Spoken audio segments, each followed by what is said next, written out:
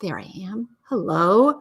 Let me go to branding. I don't know. I'm going to see what people start to ask me, first of all. But let me see. What am I going to? I have my, where are my banners? That looks nice. Oh, because I work today. Okay. We'll throw this one up. Hi, everybody. So welcome to my live stream. I'm Dr. Wendy Walsh. If you're new, let's see. I have a PhD in clinical psychology with a special emphasis on attachment theory, the ways that people attach across the lifespan. I also consider myself certainly to be an evolutionary psychologist. My podcast, Mating Matters, some of you are quite familiar with, looks at human behavior through a lens of reproduction and human mating strategy. So today's live stream, I want to talk a little bit about the science of love. Before we get going, would you do me that thing that, which is stronger, love or habit, says WCS Rambo. Love becomes a habit. We become addicted to somebody just like we become addicted to a drug. And it's actually the withdrawal that we fear. It's the breakup that we fear more than anything. Okay, so here's what we're going to do today. As we get going, please tell me where you are in the world, what city, what state, what country. And I always like to know where people are watching from. And then over here, let me go to the comments on StreamYard. Where are you from? South Lake Tahoe. Oh, hi, Solange. Welcome. And okay, listen, Corn Metallica, I don't want to have to block you, but you fill up my stream with all your comments. They're lovely, but I want other people to get some comments into. Jamaica. And someone from Jamaica already? And I see Rancho Cucamonga. I see Southgate. These must be our wonderful KFI listeners. Let's see, LA, of course. Good. Ladera Ranch, Thousand Oaks. Where else we got? Placentia. So my best friend Maria is sitting on the carpet beside me here in my office, and she doesn't want to be on camera, but she's got her sitting there with her mask on, and she's watching the Instagram feed. So if you have any good questions for Instagram, it'll be easier for her to watch, and she will just jump in if you have good comments or questions. And then for the rest of you over here on YouTube, Facebook, and Twitter. Hopefully Phoenix, 106 degrees in Phoenix today. Oh my goodness. We live at the beach, so we are complaining that it's cloudy and overcast because when it heats up in the valley, then we find that it pulls in this marine layer, this kind of wet marine layer. Look, I sound like I'm doing a weather report. Is love always enough to maintain a relationship? Is love always enough to maintain a This is a good, Rambo's got this question. This is a good question to start. Is love enough to maintain a relationship? Well, in order to answer that question, we have to define what is love. Now, we know that the early stages of a relationship are mostly filled with lust and attraction as your brain gets assaulted with a cocktail of neurotransmitters and neurohormones that make you feel like you don't even need sleep and this person is so perfect and you feel so happy around them. But I think once you move into the commitment stage of a relationship, love is just that. It's an intellectual decision. It's a commitment, and it is a verb, and it's the verb to give. It's the verb to care and make a commitment to care for somebody else. So is love enough? Yeah, it is. On the other hand, if you've made this commitment to give and care and give and care and not put any of your needs out there, then that's not love, right? That's being codependent, as the pop psych books like to call it. So, I love it. Cachaco said compromise. Compromise is everything. You know, Maria's a great example because can I share your fabulous love story? She got married for the first time in her life at the age of 50. Can you imagine? She had so much independence in her life and also great secure attachments with many, many family members. She had a huge, big, extended family. But, you know, Mr. Prince Charming walked into her life at the age of 50 and they have a great relationship. 6 years, somewhere in there, giving away our ages here. But I noticed that she's mentioned a lot during quarantine how much she really appreciates her husband now more than ever because his neurochemistry is such that he's very even keeled and he's very calm about all of this. So that's kind of nice too. We have people from Iowa City, Iowa. Wow, Cam, you're from far away. Welcome. And Ontario, California. I used to go to Ontario all the time for those cheerleading competitions because my youngest daughter was a competitive cheerleader. Lake Forest, California. What's the question? Mature love versus the fear of hurting the other and thus saving their heart. I'm not sure if that's... Is that a question or a statement? Yeah, I think it's a statement. Mature love versus the fear of hurting the other. And the fear of hurting the other. Okay, it sounds like that's an answer to why people stay.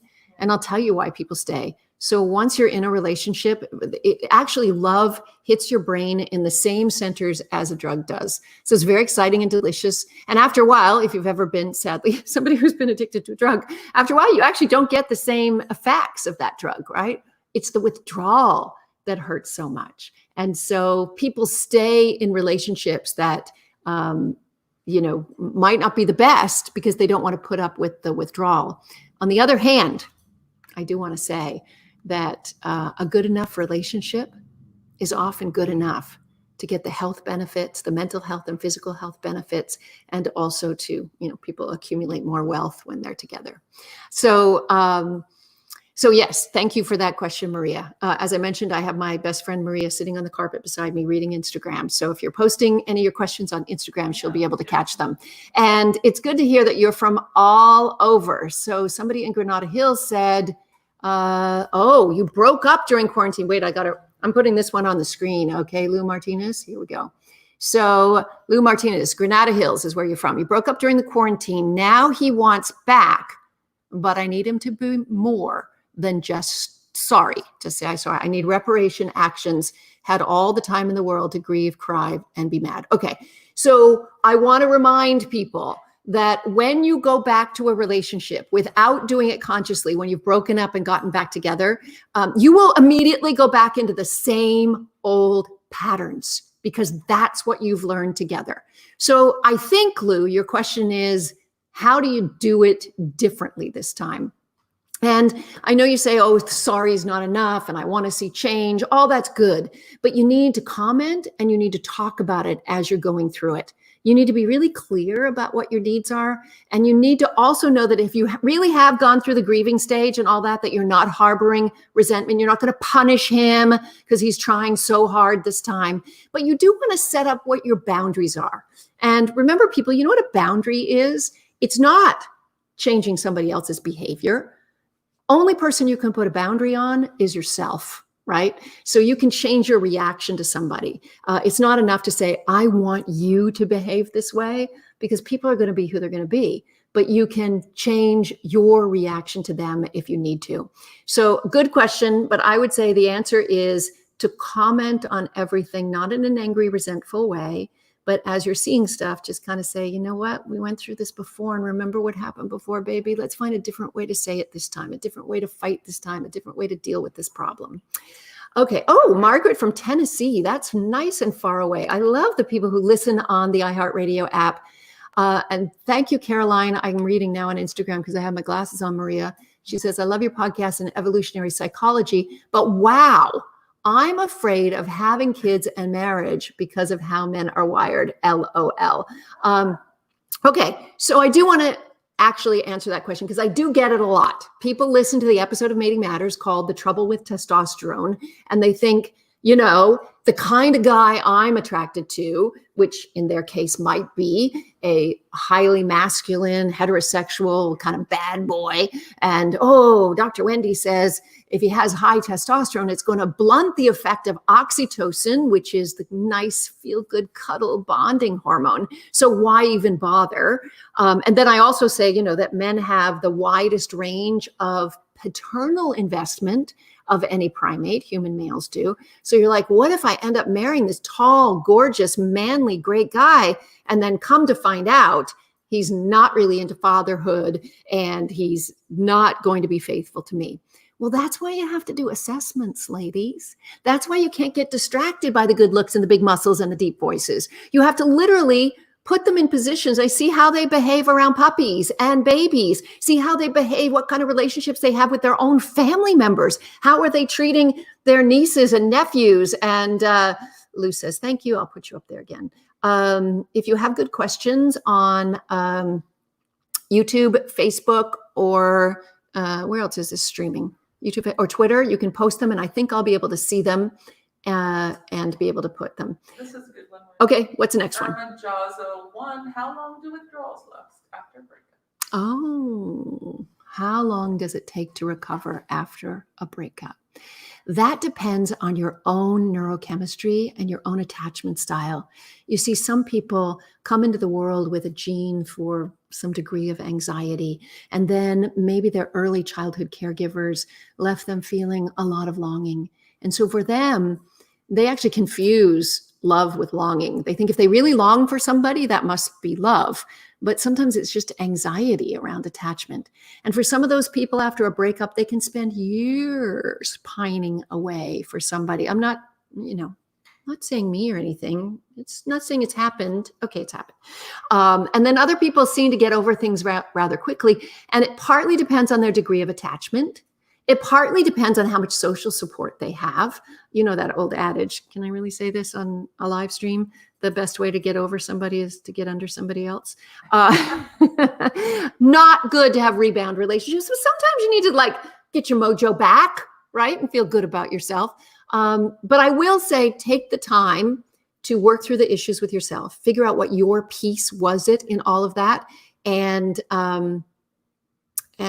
practice a lot of self-care, because you need it. I know there's another one on Instagram that I just saw go by from Logan. And I love to hear from Logan because he's so smart. But let me first get on this girl from Kezi Kez. I can't see you're from YouTube.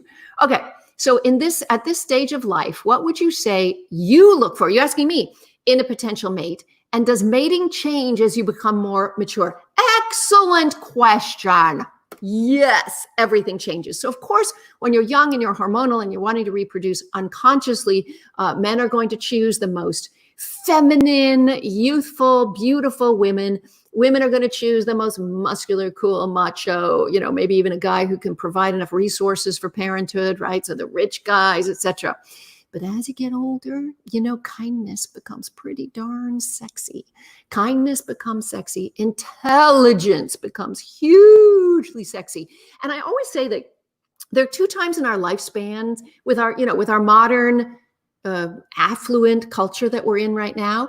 There are two times in our lifespans where we still really, really need a relationship, if in fact a romantic relationship is an exchange of care.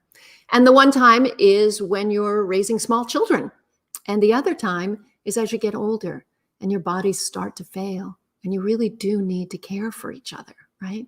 So kindness becomes higher. And for me, it's always intelligence. I've always been a sapiosexual, as they call it. Logan has a great question. What's Logan's question? Do you think people should be trying to get into a relationship during this crisis? Do I think people should be getting into a relationship during this crisis? I knew Logan would ask a good, smart question because he's a smart guy. And you got to help me get another mortgage someday, Logan. Anyway, so the answer is we are wired to bond. During times of particular stress, we need each other more than ever. And we need to be able to find love, even if we're just having Zoom dates, even if we're just giving tours of our refrigerator to potential mates. I don't know, fun things that you might do. I was talking about it on my show on Sunday. Yeah, I think it's a great idea. I mean, some of us are really looking at our lives and going, I need to assess my values, or I need to think about what I'm going to be after this. And I think it can cause this kind of stress, can cause a time to evaluate life. And for many people, they're like, I'm sick of being single. It's time. We also know there are many couples who are saying, okay, when this is over, I'm going to think about me and get divorced. Okay, so Cliff asks on Facebook, any ideas on how relationships work for people who do not have or want parenthood? Okay, so I want to remind you, Cliff, that you are an alloparent. There's absolutely 20% of humans do not give birth themselves or become fathers. And as a result, they end up nurturing the culture or the village or the tribe at large. They end up building businesses that hire parents that feed children. They end up doing charity work because they have more time as a single person. They are more involved with their nieces and nephews. So we evolve to have this group of adults who don't biologically reproduce because we need them for the culture at large. So the answer to you is how relationships work. is if you're talking about finding a relationship, you just want to be very upfront at the beginning. You want that mate to know, because especially if it's a woman and she's got a fertility window and you're dating her and you're like, I don't know, maybe I could sort of have kids or whatever. You're cute, so I'll go along with this idea. But no, I really don't want to. So be honest from the very beginning so people can make good, wise choices for themselves. The next question is, okay, so you're in a child-free relationship. What is going to be the glue that keeps you together if it's not children? And research shows that long-term committed couples who do not have children together end up creating all kinds of things together. We certainly know they get pets, and those pets are treated better than most babies in America. They build businesses together. They remodel houses that go on forever and ever and ever, because that becomes their baby. So anything you can do together where you both have a piece in the creation and a voice, then the better. Oh, thank you, Jamie Turner. Nice to see you too. Great job. I'm glad I tuned in. Should I write off online dating after failing once? Oh,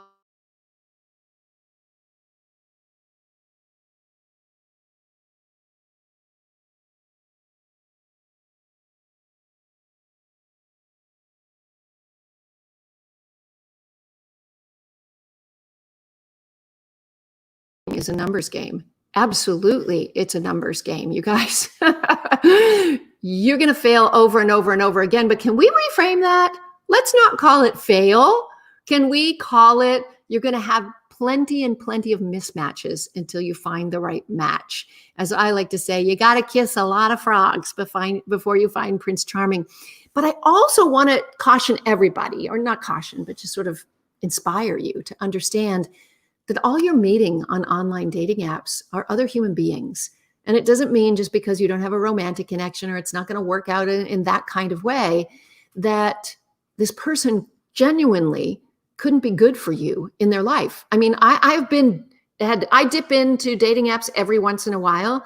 And here's my problem. I think every person is interesting and I think they're all fabulous. I don't necessarily, get romantically interested in them, but I'm always like, I got a business referral for you, or I want to fix you up with this friend of mine, or do you want to come and join this charity event? Like literally, I also meet a lot of men on these apps because when divorce happens, women often take the social capital with them and they leave these lone wolf men living in their houses and apartments who don't have a lot of social support. And so I feel like I'm bringing men from the Tinder wilderness back to the dinner table. And I've had a few years of New Year's Eve parties. And I think it was last year I invited eight guys that I'd met over the course of a couple years on dating apps, but because I wanted my girlfriends to meet them. I wanted them to be in my tribe and just sort of see. And I mean, they were all vetted by me. They weren't strangers coming into my house.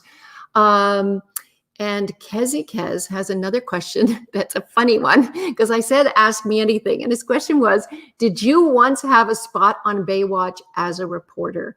Yes, I did, fully clothed, because for a number of years here in Los Angeles, I was a local news anchor. And so producers and directors would see me on the news and just call and say, hey, well, walk on roll for a reporter. So I've done, I think, about 6 or 7 feature films and lots of spots, but just playing me, like just as a reporter with a microphone or news anchor. Yes.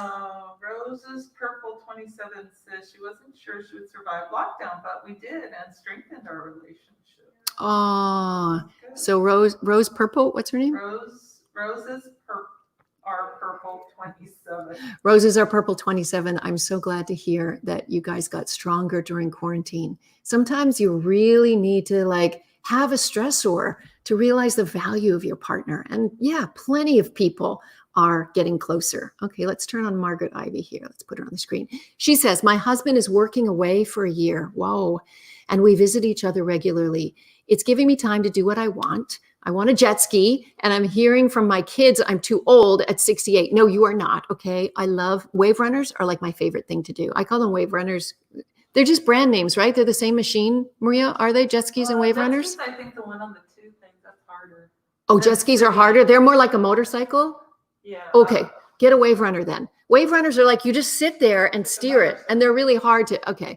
I listen to myself, and even if I use it for 5 years, listen to yourself, Margaret. Get that wave runner. Call me up. I will teach you how to use it. It's very, very, very simple. I love wave runners.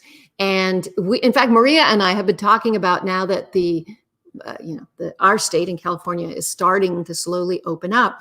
We're too paranoid to really go to any place with a lot of people, restaurants or whatever. But I'm like, if we just rent a couple wave runners, we'll be way out there on the ocean. Nobody will see it. We won't be near anybody. So that's on my to-do list in the next few weeks. And you will see me on a wave runner. Okay. Any more questions coming from that way, Maria? What else Rambo says, who gives you advice when you need it? Oh, well, she's sitting right there on the carpet. My best friend Maria gives me a lot of advice. Here's the interesting thing. I have a lot of super smart, intelligent friends, and I feel honored to have them. Like one of my friends is Dr. Eva Ritvo in Miami. She's a psychiatrist. And I feel like I get free therapy from Eva. I call her up regularly. In fact, she's going to be on my KFI show this week because I was on a walk and I put a headset in when I walk. And because I walk really early in the morning because I don't want to be near people, I call all my friends on the East Coast. So I'm walking at 6:30 in the morning. It's 9:30 for them. It's okay to call. So I'm on the phone with her for a long time. And I said, you're still maintaining your private practice. How has it been, without obviously disclosing confidentiality of anything? What trends are you seeing in mental health? And she's like, they're a group of people who are actually doing better during quarantine. So we started doing a laundry list of who's doing better during quarantine. And we're going to do a whole segment on it. She's going to come on the show on next Sunday. Is it next Sunday? Yeah, this is Wednesday. Yeah, this coming Sunday, 31st, I think. So that'll be nice. Oh, and Margaret says she's going to be using her wave runner on the Tennessee River. It'll be easy on a river. That'll be great. Invite me to Tennessee. That would be beautiful. Any more questions? Do you see any more? Or should we kind of wrap it up? Just lots of thank yous. People like, thanks for the advice. You're proof that smart is very sexy. Love your work and advice. Oh, thank you for the compliments. Even during this quarantine, we all feel lonely sometimes. We're all human beings. And I know I mentioned this last week, but it's true. In my very, very, very busy life pre-quarantine, I didn't have time to read all the comments on my social media. I certainly didn't have time to respond to them all. Here in Southern California, I spent honestly, because I live in the South Bay and I teach at Cal State Channel Islands and I work in Burbank, and I was spending 4 to 6 hours a day on the freeway. And now I have time to get to know all of you in some way. I mean, I know it's not real intimacy and real friendships, but it still has meaning to know that you're there and you're watching or listening to the shows or listening to the podcasts. I do want to say that I have been, I see a great question from Amal. She had a good one last week too. So let me post that up there. I have been finally getting down to writing a bunch more episodes. We have a bunch of them in the can. We've been trying to find time for producer Brooke to be able to edit them because she's been, of course, during this time working heavily in the newsroom. There's so much news happening now. But in a few weeks, we should start to have new episodes of Mating Matters coming out. So thank you for waiting, but we've been doing it. Okay, the question from Amal is, how do you get rid of envy and learn to be happy for others? I love this question. And here's why I love it. Because envy is the one feeling that if you don't let it surface and you don't pay attention to it, it will come out in the most negative behaviors. You're going to be like, did I really say that? Oh my God. Or did I really hit send on that email? Or did I really do that? Yeah. So here's the way that I deal with envy when I have it. I let it surface. I feel it in my stomach that, oh gosh, she's got all this great stuff. Look, Maria's got this fabulous husband, younger than her, and former bodybuilder with muscles, no less, right? Entrepreneur with a great business. I look at that and I go, oh, and some people would let their brains go, oh yeah, but it's probably not perfect. And they try to play down the other person's joys. No, not I. I never go there. I compliment her. I say, you're so lucky. This is so great that you have that. And as soon as I compliment somebody on whatever I'm envious of, and I sometimes even say the word, I am so envious of you. And like my other best friend, my childhood best friend who lives in Florida, has like the most perfect body in the world. And she looks so young, just genetic. She's got really good genes. And I just compliment her a lot. I'm like, you look gorgeous. Because if you let your envious feeling come out as compliment, it brings mutual joy to each other. So don't just take it over. When is the next time I'm going to be on CNN? I don't know. They call, here and there. And sometimes it's, can you be ready in an hour? And sometimes it will book it for next week. They really don't know. And Tom is back from Maryland. And okay, any more questions or should we wrap it up there, Maria? I think we're good. Okie dokie. So thank you all so much for being here with me. It's always a pleasure. Every Wednesday at 6 o'clock. If you have any questions during the week, you can always post them on my social media and I will remember them. And you can always listen on KFI AM 640 radio every Sunday from 4 to 6 or anytime on the iHeartRadio app. Thanks for being with me. I'm Dr. Wendy Walsh. Hey, tell a few friends. I'd like to build some followers this week. Can we do that? Especially Instagram. I want to get up to that magic 10,000. That'd be nice. Just tell 2 friends for me. That'd be really cool. All right. Bye. End broadcast there. End broadcast on live stream. And